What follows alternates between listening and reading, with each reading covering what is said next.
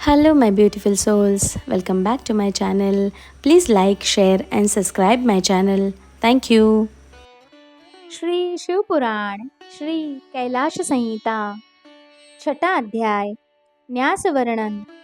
भगवान शिव बोले, ऋषिगण, कमल की रचना कर शक्ति कमल की रचना करे और चतुर्थी विभक्ति सहित अंत में नमः लगाकर शक्ति कमलया नमः का उच्चारण करते हुए वस्तुओं को धारण करके गुरु को नमस्कार करें।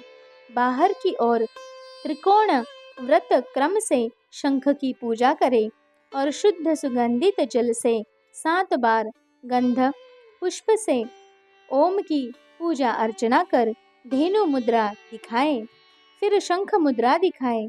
यह कहकर अपनी आत्मा को शुद्ध करें। प्राणायाम करके ऋषि का स्मरण करें। अंगन्यास करने के बाद अस्त्र मंत्र से अग्निकोण के कमल का प्रेक्षण करें। दक्षिण में स्थापित कमल का पूजन सफेद वस्तुओं से ही करें। तत्पश्चात इसकी चारों तरफ से पूजा करें। इसके बाद सौर योग पीठ को पूजें। सिंहासन पर मूल मंत्र से मूलाधार में आसन पर बैठकर पिंगला नाड़ी के प्रवाह से शक्ति उठाएं।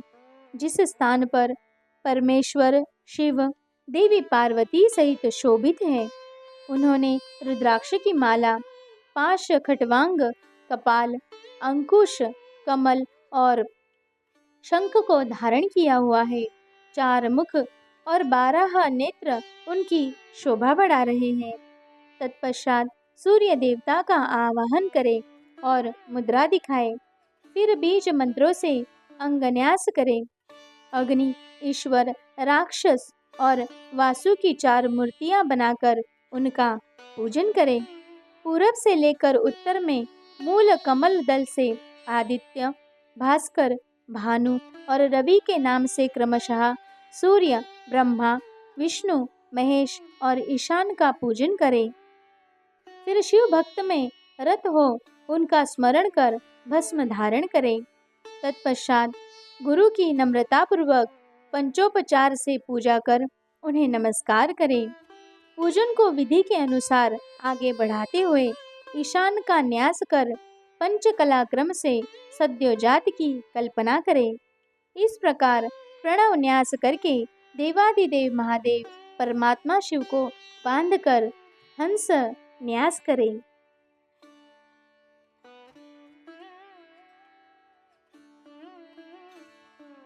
Hello, my beautiful souls. Welcome back to my channel. Please like, share, and subscribe my channel. Thank you. Shri Shivpuran Shri Kailash संहिता 7वां अध्याय शिव ध्यान एवं पूजन। शिवजी बोले, मुनीश्वरों, अपनी बाई और चौकोर मंडल बनाकर ओम का पूजन अर्चन करें। ओम को अस्त्र मंत्र से शोभित करें। इस प्रकार प्रणव का भी पूजन करें। फिर उसे चंदन, धूप, सुगंधित जल से पूर्ण करें। उसके आगे शंख मुद्रा, अर्धचंद्र, चतुर्कोण, त्रिकोण मुद्रा एवं षटकोण मुद्रा आदि स्थापित करें। फिर ओमकार को गंध एवं पुष्प आदि से पूजें और उसमें पवित्र गंगाजल भरें। गुरु द्वारा बताई गई विधि के अनुसार गुरु मूर्ति की स्थापना करें। गुरुभ्यो नमः मंत्र का जाप करते हुए गुरु की प्रदक्षिणा लें। गुरु द्वारा दी गई दीक्षा का बैठकर ध्यान करें। तत्पश्चात स्थापित मूर्ति में देवता का आवाहन करें। एकाग्र चित्त होकर मन में उसका ध्यान करें। गणेश जी का षोडोपचार से पूजन कर उस पर फल और फूल माला चढ़ाएं। नमस्कार कर स्कंद को पूजें और गगनेय मंडल में सूर्य, चंद्रमा का ध्यान करें। कमल के आसनों पर सुंदर सफेद पुष्प रखें और ओंकार सहित चतुर्थी विभक्ति के अंत में नमः लगाकर मंत्र बोलते हुए सविधि ईशान आदि 5 ब्रह्म की पूजा अर्चना करें। इसके बाद देवी गौरी की पूजा करें। इस प्रकार सविधि पूजन और ध्यान करके जो भी मनुष्य एवं देवता मेरी और देवी पार्वती की उपासना करते हैं और शंख के जल से स्नान कर ओंकार से मोक्षण करते हैं, उन्हें परम सिद्धि प्राप्ति होती है। उनकी सभी मनोकामनाएं पूर्ण होती है और अभीष्ट फल की प्राप्ति होती है। मोक्ष भी उनके लिए दुर्लभ नहीं है। Hello, my beautiful souls. Welcome back to my channel. Please like, share, and subscribe my channel. Thank you. Shri Shiv पुराण श्री कैलाश संहिता 8वां अध्याय वर्ण पूजा। सर्वेश्वर शिव बोले, हे देवी, बुद्धिमान और विद्वान मनुष्य एवं देवगण को पूजा करते समय सर्वप्रथम गणेश और कार्तिकेय का पूजन करना चाहिए। तत्पश्चात वेदों के आदि स्वरूप अर्थात शिव का आवाहन कर पूर्व दिशा में कमल कणिका के ऊपर चारों ओर पूजा करें। आवो राजानम मंत्र का उच्चारण करते हुए रुआ से रुद्र की पूजा करें। फिर कणिका दलों में आवाहन करें। शिव को पूर्व में, हर को दक्षिण में, शिव को उत्तर में और भव की पश्चिम दिशा में यथाक्रम के अनुसार पूजा करें। ओ रा ओ पा ओ ज्ञा ओ ला अर्पण पूर्णव अं ओं वां ओं सा और वेद के इन 10 मंत्रों से लोकपालों का पूजन करें। तत्पश्चात दक्षिण दिशा में ईशान देव की पूजा करें। ब्रह्मा और विष्णु का विधि विधान के अनुसार षडोपचार से पूजन करें। फिर 5वें आवरण में ओंकार रूपी शिव का स्मरण कर एवं ध्यान करते हुए सविधि पूजन करते हुए नैवेद्य चढ़ाएं और अर्घ्य दें। इसके बाद भोजन की सामग्री एवं तांबूल अर्पित करें। तब निराजनादि क्रम से पूजा को विसर्जित कर देवी और देवता का शुद्ध हृदय से ध्यान करते हुए 108 मंत्रों का जाप करें।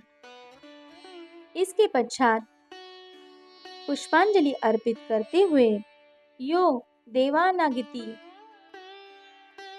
उपनिषद की 6 ऋचाओं का, जो कि नारायणीय कही गई है, जाप करें। फिर प्रदक्षिणा कर साष्टांग प्रणाम करें। आसन पर बैठकर शिव नाम को 8 बार जपें। यह सब क्रिया पूर्ण करने के पश्चात त्रिलोकीनाथ कल्याणकारी भगवान शिव से प्रार्थना करें। हे भगवान, हे शिव शंभो, मैंने अपनी पूरी क्षमता एवं श्रद्धा से आपकी पूजा और आराधना की है। यह कहते हुए शंख के जल और पुष्पों को चढ़ाएं। फिर अर्घ्य देकर 8 बार नाम जपें। Hello, my beautiful souls. Welcome back to my channel. Please like, share, and subscribe my channel. Thank you. Shri Shiv पुराण श्री कैलाश संहिता 9वां अध्याय शिव के अनेक नाम और ओंकार। शिवजी बोले, हे देवी, शिव, महेश्वर, रुद्र, पितामह, संसार, वैद्य, सर्वज्ञ और परमात्मा, ये देवादिदेव महादेव के मुख्य 8 नाम हैं। इन्हीं नामों को प्रतिदिन जाप करना चाहिए। शिव, शंकर और महादेव, ये सभी नाम शिव स्वरूप ही है। उपाधि युक्त होने के कारण शिव के अनेक नाम हैं। वे परिशुद्धात्मा है। शिव के विशाल और अनगिनत गुणों के कारण ही उन्हें ईश्वर की संज्ञा दी गई है। 23 तत्वों से परे प्रकृति और प्रकृति से परे 25वां पुरुष है। इसी को वाच्य वाचक के भाव से वेद में ओंकार कहते हैं। वेद में जानने योग्य आत्म स्वरूप वेदांत में प्रतिष्ठित ही परमेश्वर है। पुरुष और प्रकृति इन्हीं के अधीन है। वही अविनाशी माया के स्वामी है और त्रिगुण तत्व के रक्षक है। वे शिव ही मोक्ष प्रदान करने वाले और सबके दुखों को दूर करने वाले हैं। इसी कारण उनका नाम रुद्र पड़ा है। इसी प्रकार शिव के मुखारविंद से वेद से भरे अमृतमयी स्तोत्र को सुनकर देवी पार्वती मन में बहुत हर्षित हुई और उन्होंने शिवजी को हाथ जोड़कर बारंबार प्रणाम किया। यह प्रणव अर्थ बहुत गुप्त है और समस्त दुखों का नाश करने वाला है। व्यास जी ने भक्ति भाव से पूरी कथा कही, जिसे सुनकर सभी ऋषिगणों ने उनकी पूजा और बहुत आदर सत्कार किया। तब प्रसन्न हो ऋषियों ने अनेक अनुष्ठान किए। फिर व्यास जी कैलाश पर्वत को चले गए। ऋषिगण अपने आराध्य भगवान शिव का ध्यान करने लगे। यह कथा देवी पार्वती ने स्कंद ने नंदी को, नंदी ने सनत कुमार जी को और उन्होंने महर्षि वेद व्यास जी को सुनाई। यह कहकर पुराणवेत्ता गुरु सूत जी पुनः तीर्थ यात्रा पर चल पड़े। Hello, my beautiful souls. Welcome back to my channel. Please like, share, and subscribe my channel. Thank you. Shri Shiv पुराण श्री कैलाश संहिता 10वां अध्याय सूतोपदेश वर्णन। व्यास जी बोले, ऋषिगण, सूत जी के वहां से चले जाने के पश्चात सभी मुनिगण आपस में बोले कि हमने वामदेव के बारे में तो कुछ भी नहीं पूछा। तब चिंतित मुनि बोले कि अब तो पता नहीं कब उनके दर्शन संभव हो सकेंगे। यही बात सोचते हुए मुनिगण अपनी योग आराधना में लग गए। संवत्सर के पश्चात सूत जी पुनः काशी आए। उन्हें वहां देखकर सभी मुनिगण बहुत प्रसन्न हुए। वे सब सूत जी की आराधना करने लगे। तब प्रसन्न होकर सूत जी बोले, ऋषिगण, आपको प्रणव का उपदेश देकर जब मैं तीर्थ यात्रा पर निकला तो मैंने दक्षिण सागर के तट पर देवी शिवा का पूजन किया।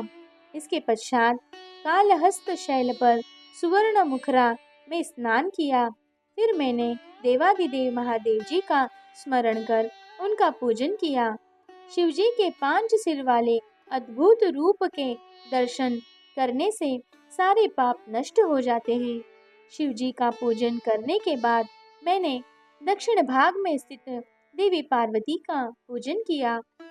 उसके बाद मैंने 1 सहस्त्र अर्थात 108 बार पंचाक्षरी विद्या का जाप किया। फिर उसकी प्रदक्षिणा कर नमस्कार किया। इस प्रकार मैं कालहस्ती नामक क्षेत्र की प्रदक्षिणा प्रतिदिन करते हुए वही निवास करने लगा। मैं वहां पर 4 महीने रहा। तब मुझ पर महाज्ञानमयी प्रसूनी कालिका की कृपा दृष्टि हुई और उनका प्रसाद मुझे प्राप्त हुआ। तत्पश्चात देवादिदेव शिव शिवा को प्रणाम कर उनकी 12 बार प्रदक्षिणा करके मैं यहाँ आया हूँ। हे ऋषिगण, आप मुझे बताइए कि मैं अब आपके लिए क्या करूँ।